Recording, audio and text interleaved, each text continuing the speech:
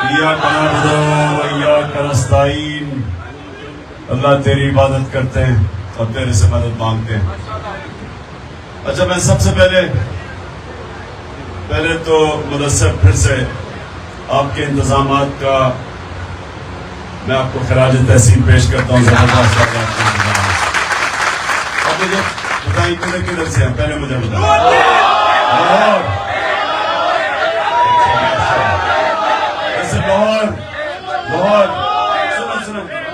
میں سب سے زیادہ آپ کی ٹریننگ کر رہا ہوں اور جب ضرورت پڑے گی تو آپ نے سب سے زیادہ آگے نکلنا ہے.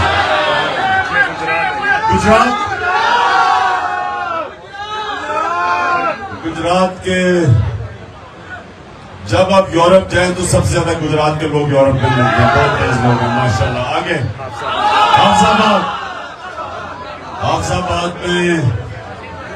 حافظ آباد میں ویسے مشکل وقت پہ میرے ساتھ کھڑا ہوا ہے. شاباش حافظ آباد. آگے یہ پنیر ہے سر. ماشاءاللہ ماشاءاللہ. شاباش پنیر. دیر سر دیر ہے. ماشاءاللہ ماشاءاللہ. چترال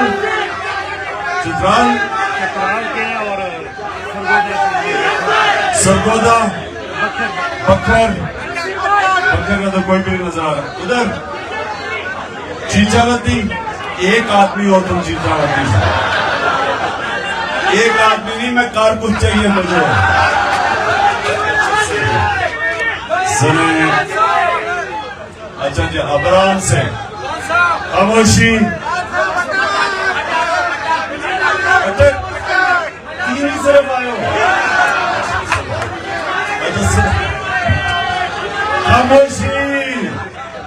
خاموشی. کتنا ٹائم ہے روزے کو کتنا ٹائم ہے؟ 15 منٹ ہے. 13 منٹ میں آپ سے بات کروں گا. یہ آپ نے بات ضرور سننی ہے کیونکہ میں اپنے زندگی کے تجربے سے کہ کیا میں نے سیکھا. میرا کام ہے آپ جس طرح میرے بچے ہیں آپ کو میں وہ سکھاؤں تاکہ آپ کو آنے والے وقت میں فائدہ ہو, تاکہ آپ اوپر جا سکیں. لیکن سنیں میری بات. یاد رکھے کہ اللہ نے انسان کو اشرف المخلوقات بنایا ہے. سب سے عظیم مخلوق. وہ چاہے تو وہ فرشتوں سے اوپر چلا جاتا ہے اور جب وہ گرتا ہے تو وہ جانوروں سے بھی نیچے چلا جاتا ہے.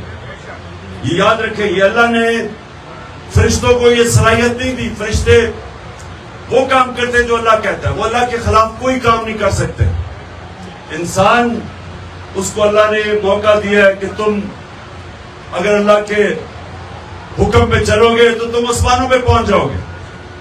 لیکن اگر اس کے خلاف, کیونکہ آپ نماز میں کیا مانگتے ہیں؟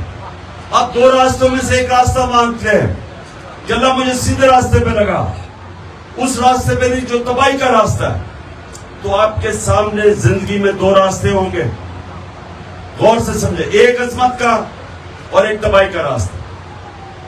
تو اللہ نے سارے اپنے پیغمبر دنیا میں بھیجے تھے آپ کو اس راستے پہ لگانے کے لیے جو آپ کی عظمت کا راستہ ہے, جس میں ایک چھوٹا سا انسان بڑا انسان بن جاتا ہے. جس طرح مولانا رومی کہتا ہے کہ جب میں تمہیں پر دی ہیں تو کیوں چوٹیوں کی طرح رینگ رہے ہو. یہ تمہارے ہاتھ میں ہے. انسانوں کے ہاتھ میں ہے کہ وہ کدھر پہنچ سکتے ہیں. قوموں کے ہاتھ میں ہے کہ قوم ایک عظیم بھی بن سکتی ہے اور بیکاریوں کی طرح دنیا میں. وہ آپ کا پرائم منسٹر کہتا ہے کہ میں مانگنے تو نہیں آیا لیکن میں مجبور ہوں. تو اپنے آپ کو بھی ذلیل کرتا ہے, قوم کو بھی ذلیل کرواتا ہے. یہ ہمارے اوپر ہے, یہ آپ کے اوپر ہے. نوجوانوں, میرے کارکنوں, یہ آپ کے اوپر ہے کہ آپ اس قوم کو بھی اور اپنے آپ کو اٹھا سکتے ہیں اور تباہ بھی کر سکتے ہیں. کیونکہ اللہ نے ہمیں 2 راستے دیے ہیں. جانوروں کے پاس 2 راستے نہیں ہیں, فرشتوں کے پاس نہیں ہیں. یہ صرف انسانوں کو اس نے 2 راستے دیے ہیں.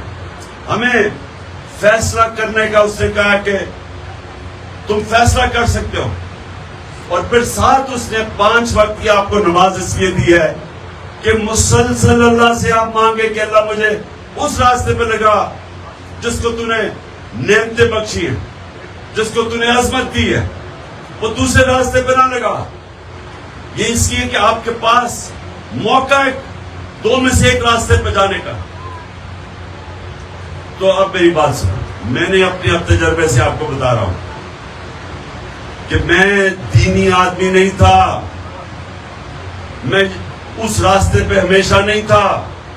میری ماں، خاص طور پہ میرا باپ بھی، لیکن میری ماں سارا بچپن سے مجھے کہتی تھی کہ سونے سے پہلے کہ اللہ سے دعا کرو سیدھے راستے پہ لگائے.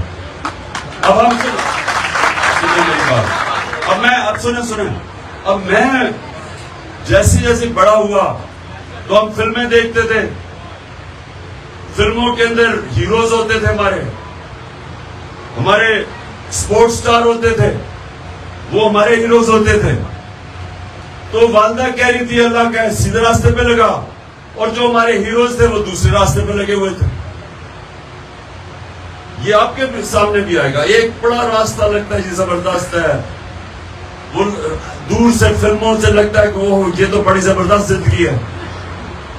تو یہ ہمیں غلط فہمی ہوتی ہے کہ جو ایک دفعہ جو ایک انگریزی میں ہے تو جو ساری چیزیں چمکتی ہیں وہ سونا نہیں ہوتی. جو آپ کو یہ مراج لگتا ہے کہ وہ بڑا زبردست زندگی ہے، اور میں نے ہر قسم کی زندگی دیکھی ہے. تو میں اگر آپ کے سامنے کہہ سکتا ہوں جس نے ہر قسم کی زندگی کے دیکھ کے آپ کو بتا سکتا ہوں، جو میں اپنے بچوں کو بتاتا ہوں کہ ہمارا دیکھیں جو ماں باپ ہوتے ہیں نا، ماں باپ فرشتے نہیں ہوتے، لیکن ماں باپ کی کوشش ہوتی ہے کہ اپنے بچوں کو کم از کم وہ بتائیں جو انہوں نے غلطیاں کی وہ نہ کریں، کیونکہ ماں باپ اپنے بچوں کے لیے اچھا چاہتے ہیں. تو جب وہ اپنی غلطیاں، یہ نہیں کہ وہ غلطیاں نہیں کرتے، گناہ نہیں کرتے، لیکن وہ یہ چاہتے ہیں کہ ہماری زندگی سے، ہماری غلطیوں سے ہم بچوں کو بتا سکیں کہ اس راستے پہ نہ جاؤ. تو میں اسی طرح آپ کو کہہ رہا ہوں کہ دیکھیں 2 راستے، جو راستہ ہم چاہتے ہیں، جو ہمیں اللہ کہتا ہے کہ اس راستے پہ جو ہم دعا مانگتے ہیں، وہ راستہ ہے ہمارے نبی صلی اللہ علیہ وسلم کا راستہ. اس کے لیے آپ سب کو ان کی زندگی ضرور پڑھنا چاہیے. ان کی زندگی کیا تھی، یہ ضروری ہے آپ کے لیے کہ آپ ان کی زندگی سے، جب آپ ان کی زندگی کو پڑھیں گے تو آپ کو پتا چلا کہ زندگی کیا تھی. اور جب آپ اس زندگی کے اوپر اپنے کردار کو اس طرف لے کے جائیں گے، آپ خود ہی اوپر جانا شروع ہو جائیں گے. معاشرے میں آپ کی زندگی بدل جائے گی، آپ آزاد ہو جائیں گے. اور میں ابھی آپ کو آزادی کا مطلب سمجھانے لگا ہوں. یہ بچوں نے بڑا اچھا کہا کہ ہم چاہتے ہیں آزادی. آزادی ہے کیا؟ آزادی وہ چیز ہے جو انسان کی پرواز اوپر لے کے جاتی. اصل آزادی کیسے آتی ہے؟ جب انسان اندرونی طور پہ آزاد ہو اور معاشرہ اس کو آزاد کرے. اندرونی طور پہ انسان کیسے آزاد ہوتا ہے؟ لا الہ الا اللہ. جب آپ یہ دعویٰ کر دیتے ہیں کہ اللہ تیرے سوا کوئی خدا نہیں ہے، آپ اس دن ایک غیرت مند بن جاتے ہیں. انسان لا الہ الا اللہ انسان کو غیرت دیتی ہے. آپ جب کسی انسان کے سامنے ہاتھ نہیں پھیلاتے، کیونکہ آپ ذلت فیل کرتے ہیں. انسان آسان راستہ نہیں لیتا، چوری نہیں کرتا، رشوت نہیں لیتا، کیونکہ وہ ذلیل ہو جاتا پکڑا جائے. انسان اپنی غیرت کو بچانے کے لیے بڑا انسان بننا شروع ہو جاتا ہے، مشکل راستہ لیتا ہے. جو 2 راستے آپ مانگتے ہیں، نبی کا راستہ آسان نہیں ہے، مشکل راستہ ہے. ان کی زندگی دیکھیں، جدوجہد کا راستہ تھا. اللہ کے حبیب کو 13 سال مشکل ترین وقت مکہ میں گزارا، ہر قسم کی مشکلیں اٹھانی پڑی. پھر جب مدینہ گئے پھر 5 سال اور مزید اور مشکلیں. جب ریاست سنبھالی تو بڑا مشکل وقت تھا. جنگ خندق، جنگ احد، امت خطرے میں تھی، آسان نہیں تھا. لیکن اللہ نے جب ہمیں کہا کہ ان کی زندگی سے سیکھو، تو کیا سیکھا ہم نے؟ کہ وہ مشکلیں ان کو اتنی پڑی کہ آسان ہوتی گئی، وہ طاقتور ہوتے گئے، ذہنی طور پہ اور مضبوط ہوتے گئے. یہ ایسے اب میں آپ کو سمجھاتا ہوں کہ اللہ نے انسان کیا بنایا. آپ جب ایک ویٹ اٹھاتے ہیں ایک ویٹ اٹھاتے ہیں تو شروع میں وہ بڑا بھاری لگتا ہے، آہستہ آہستہ اٹھاتے ہیں وہ آسان ہو جاتا ہے، پھر آپ اور بھاری ویٹ اٹھاتے ہیں، آپ کا بازو اور تکڑا ہو جاتا ہے، آپ کا جسم تکڑا ہونا شروع ہو جاتا ہے. اسی طرح آپ کا ذہن ہے، جب ایک چیلنج لیتے ہیں، مشکل وقت سے گزرتے ہیں، آپ کو وہ اگلے مشکل وقت کی تیاری کروا دیتا ہے. جب میں کھلاڑی تھا تو میں جب سب سے زیادہ محنت کرتا تھا، جب میں محنت کرتا تھا تو میں کئی دفعہ سمجھتا تھا کہ آج میں نے اتنی محنت کی، میں اتنی نہیں کر سکوں گا، لیکن اگلی بار وہ اس سے زیادہ کر لیتے تھے، پھر اس سے زیادہ کر لیتے تھے. تو اللہ کو انسان نے ایسا بنایا ہے. علامہ اقبال کا شعر ہے کہ ستاروں کے آگے جہان اور بھی ہیں، ابھی عشق کے امتحان اور بھی ہیں. مطلب کہ جب آپ ایک جگہ پہ پہنچتے ہیں تو وہاں رکتا نہیں ہے انسان، اس کے بعد پھر وہ اگلا چیلنج لیتا ہے، پھر وہ اگلا چیلنج لیتا ہے. اس لیے اس طرح انسان بڑا انسان بنتا جاتا ہے. تو جو پہلی آزادی اندر سے لا الہ الا اللہ، دوسری آزادی معاشرہ آپ کو آزاد کرتا ہے انصاف دے کے. جب معاشرہ ایک ملک میں عدل اور انصاف قائم کرتا ہے تو کمزور اور طاقتور قانون کے سامنے ایک برابر ہو جاتے ہیں. یہ میرے نبی صلی اللہ علیہ وسلم نے سب سے پہلے مدینہ میں عدل اور انصاف قائم کیا. جسٹس، رول آف لا، قانون کی حکمرانی، کوئی قانون سے اوپر نہیں ہے. فرمایا کہ میری بیٹی بھی اگر جرم کرے گی اس کو سزا ملے گی. اور پھر انہوں نے کہا کہ تمہارے سے پہلے بڑی قومیں تباہ ہوئی. جب طاقتور جرم کرتا تھا اس کو وہ انصاف کا نظام نہیں پکڑتا تھا، صرف چھوٹے چوروں کو جیلوں میں ڈالتا تھا، جو آج پاکستان میں ہے. قوم تباہ ہو جاتی ہے. انہوں نے تقریباً 1500 سال پہلے کہہ دیا تھا. لگ رہا ہے کہ ہمارے ملک کے متعلق انہوں نے کہا ہوگا کہ قوم تباہ ہو جاتی ہے. یعنی جب ظلم کا نظام ہوتا ہے، جب انصاف نہیں ہوتا، تو حضرت علی کا قول ہے کفر کا نظام چل جائے گا لیکن ظلم کا نہیں چل سکتا. آج مغربی ملک کیوں آپ کے لوگ اتنی کوشش کرتے ہیں ویزا لے کے وہاں جانے کے لیے؟ یا بریل سے کتنے لوگ میں نے باہر کوئی ملیشیا کوئی کہیں کیوں جاتے ہیں؟ کیونکہ ان کا نظام بہتر ہے. وسائل پاکستان میں زیادہ ہے، نظام ان کا بہتر ہے کیونکہ انصاف ہے. اور جتنا جتنا انصاف کا نظام ملک میں بہتر ہوتا جاتا ہے اتنے ہی لوگ آزاد ہوتے جاتے ہیں، اتنی خوشحالی آتی ہے. میں یہ سمجھ لیں کہ جو پاکستان کا نمبر انصاف کے دنیا کے نظام میں 140 ملکوں میں 129 ہے. 129 ہے ہمارا، یعنی یہ انصاف نہیں ہے. اور جو مغربی ممالک ہیں، سوئٹزرلینڈ ہے، ڈنمارک، سوئٹزرلینڈ نمبر 1 پہ ہے، نمبر 2 پہ ہے، ڈنمارک نمبر 1 پہ ہے. وہ خوشحالی ہے وہاں کیونکہ انصاف ہے، خوشحال ہے. تو ہماری جو جنگ ہو رہی ہے یہ معاشرے کے لیے، حقیقی آزادی کے لیے، ہم اپنے ملک میں انصاف کی جنگ لڑ رہے ہیں تاکہ خوشحالی آئے، تاکہ ہمارے لوگوں کو باہر نوکریاں ڈھونڈنے نہ جانا پڑے. کتنا ظلم ہوتا ہے کہ ایک کام کرنے والا اپنے بچوں کو چھوڑ دیتا ہے، اپنی بیوی کو چھوڑتا ہے، اپنی بیٹیوں کو چھوڑتا ہے، اپنے ماں باپ کو چھوڑتا ہے، سالوں تک وہ چلا جاتا ہے. کیوں؟ کیونکہ ہم اپنے ملک میں نوکریاں نہیں دے سکتے. ہم نوکریاں اس لیے نہیں دیتے کہ ہمارا نظام غلط ہے. چھوٹے سے طاقتور طبقے نے قبضہ کیا ہوا پاکستان کو. چوری وہ کرتے ہیں ان کو NRO مل جاتا ہے، ملکوں پر ڈاکہ مارتے ہیں ان کو پکڑ نہیں سکتا.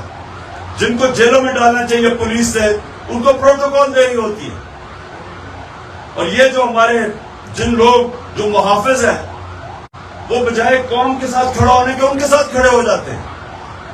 اور جب یہ ہوتا ہے ملک کا کوئی مستقبل نہیں ہوتا. آج ہمارے حالات دیکھیں، دنیا کے سامنے گھٹنے ٹیک کے بیٹھے ہوئے بیکاریوں کی طرح پیسے مانگ رہے ہیں.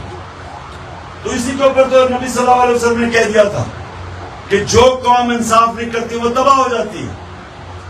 تو اس لیے آپ کی جنگ انصاف کی ہے. اور یہ حقیقی انصاف کی جو جنگ ہے یہ یاد رکھیں، اس پہ پاکستان کا مستقبل ہے. یا یہ ملک کھڑا ہوگا، عظیم ملک بنے گا، نہیں تو تباہ ہو جائے گا. کیونکہ میرا نبی کہہ بیٹھے ہیں کہ جس ملک میں انصاف نہیں وہ تباہ ہو جاتا ہے. قرآن کی آیت ہے کہ میری زمین پہ چڑھ کے دیکھو کتنی قومیں میں نے تباہ کی جو میرے حکم پہ نہیں چلی. تو ہمارا اس وقت حقیقی آزادی دو ایک کہ ہم جتنا اپنے نبی صلی اللہ علیہ وسلم کے ان کے قدموں پہ، ان کے راستے پہ، ان کی شریعت پہ چلیں گے، ان کی سنت پہ چلیں گے، ہم اندرونی طور پہ آزاد ہوتے جائیں گے. میں عمران خان میں کوئی اتنی زیادہ صلاحیتیں نہیں تھی، لیکن میں ایک آزاد انسان تھا. ہمیشہ میں کبھی کسی کے سامنے نہیں جھکا. میں ہمیشہ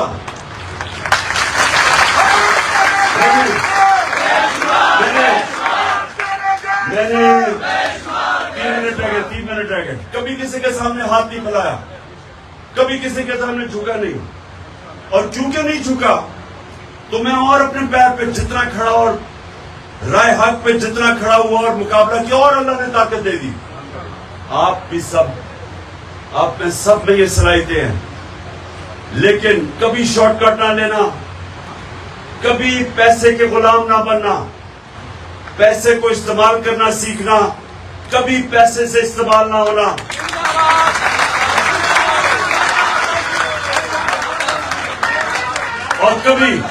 اور اپنی دو صلاحیتیں، بس ایک منٹ، 2 صلاحیتیں اپنے اندر ابھی سے، اور یہ محنت کرنی پڑے گی آپ کو، پہلے دن نہیں ہو جائے گا. صادق اور امین، سچا اور امانت دار، انصاف کرنے والا. یہ 2 جو صلاحیتیں ہیں یہ میرے نبی صلی اللہ علیہ وسلم نے نبوت سے پہلے کی تھی. یہ انسان کو عزت دیتی ہے معاشرے میں، یہ انسان کو بڑا انسان بناتی ہے. تو آپ نے محنت کرنی ہے. آسان راستوں سے جھوٹ بول کے نکل جاؤ، سچ پہ کھڑے ہو گئے، سچ تمہیں طاقت دے گا. امانت دار، کبھی لوگ آپ کی عزت نہیں کریں گے جو سفارشی دوستوں کو، رشتہ داروں کو اوپر. آپ کی واحد پارٹی ہے، کوئی عمران کا رشتہ دار اوپر نہیں ہے، باقی تو یا زرداری خاندان ہے اور یا شریف خاندان ہے. امانت دار نہیں ہے، امانت دار نہیں ہے، انصاف نہیں کر سکتے. اور ڈیزل کے بھی بچے ہیں، ڈیزل کے بھی جنگی ڈیزل آ گئے ہیں، اور ان کی سب سے بڑی خاصیت یہ کہ ماشاءاللہ ہٹے کٹے ہیں سارے. اور تیسرا، اچھا جلدی سے دعا میرے بھی اوپر سے دعا کرنی ہے. روزہ کھول کے ایک منٹ دعا. میری جو اللہ سے 4 دعائیں ہیں وہ 4 دعا کرنی ہے آپ نے. سب سے پہلے کہ اللہ، ہاتھ اٹھا، اللہ پاکستان کو حقیقی طور پہ آزاد کر. دوسری کہ اللہ ہمارے ملک میں، ہمارے پاکستان میں کوئی انسان بھوکا نہ سوئے. تیسری کہ اللہ باہر سے لوگ پاکستان میں نوکریاں ڈھونڈنے آئے. اور چوتھی جو انسان کو خودداری اور غیرت دیتا ہے، اللہ ہمیں لا الہ الا اللہ ہمارے دلوں میں ڈال دے.